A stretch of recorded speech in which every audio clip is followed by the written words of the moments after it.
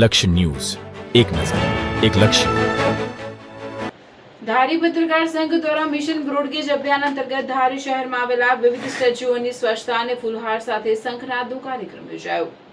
ધારી પત્રકાર સંઘ દ્વારા છેલ્લા ઘણા સમયથી ધારી, વિસાવદર અને ચલાલાની જનતાને મિશન બ્રોડગેજ સેવાનો લાભ મળે તે માટે એક અભિયાન ચલાવવામાં આવી રહ્યું છે, જે અભિયાન અંતર્ગત અનેક લોકોનું સમર્થન પ્રાપ્ત થયું છે. આ બિન રાજકીય અભિયાનમાં અનેક લોકો જોડાઈ રહ્યા છે.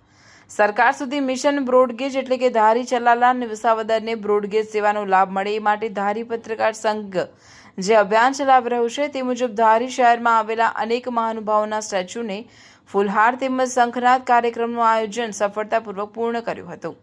આ કાર્યક્રમ અંતર્ગત ખૂબ જ મોટા પ્રમાણમાં લોકો હાજર હતા. રિપોર્ટર ટીનુભાઈ લલ્યા.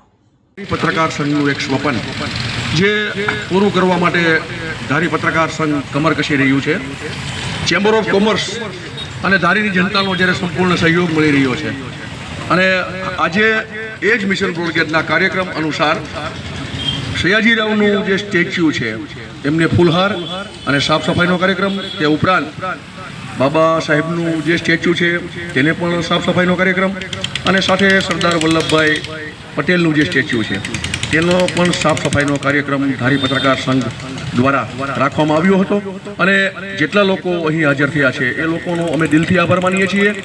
મિશન બ્રોડગેજ જે ધારી પત્રકાર સંઘનું એક સ્વપ્ન પણ છે, એક માંગ પણ છે, એક કોઈ પણ પરિસ્થિતિ વચ્ચે પૂર્ણ કરીને જંપીશું. અમારા સાથી મિત્રો, પત્રકાર સંઘના તમામ સદસ્યો, ધારીની જનતાના જે પ્રતિનિધિ છે, ચેમ્બર ઓફ કોમર્સના પ્રમુખો છે, પ્રતિષ્ઠિત નાગરિકો છે, તે પણ અમારો જે શંખનાદનો કાર્યક્રમ હતો તેમાં ખાસ હાજર રહ્યા હતા અને એ બદલ અમે એમનો આભાર પણ પ્રગટ કરીએ છીએ.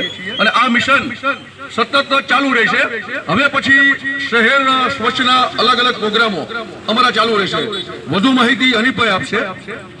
આજરોજ મહારાજા સયાજીરાવ ગાયકવાડના સ્ટેચ્યુની સાફ સફાઈ અને એમને હારતોરા કરવાનો સમગ્ર મિશન બ્રોડગેજના અનુસંધાને ધારી પત્રકાર સંઘના સર્વે મિત્રો, સર્વે પત્રકાર અને ટીવી મીડિયાના જે મિત્રોએ જે સફળ અભિયાન કરી રહ્યા છે એ અભિયાનને સફળ બનાવવા માટે અમે સૌ નાગરિકો પણ અમે પત્રકાર સંઘની સાથે જોડાયેલા છીએ અને અમે સૌને વિનંતી કરી છે કે સૌ વધુ આ કાર્યક્રમમાં જોડાય અને મિશન બ્રોડગેજને સફળ બનાવવા માટે ધારી પત્રકાર સંઘને સૌ સપોર્ટ કરે, એમને સાથ સહકાર આપે એવી આપ સૌને વિનંતી સાથે આજનો આ કાર્યક્રમ અહીંયા જે રાખ્યો છે ખૂબ સફળ કાર્યક્રમ રાખ્યો છે. એ પત્રકાર સંઘને આભારી છે. બ્રોડગેજની લાઇન જે છે એ અમરેલીથી શરૂ કરી અને વિસાવદર સુધીની જે માંગણી જે છે એ ધારી પત્રકાર સંઘના સૌ મિત્રો જે સફળ રીતે એની જે સફળતા માટે કાર્ય કરી રહ્યા છે એ માટે એમને સૌને ધન્યવાદ આપણે આપીએ.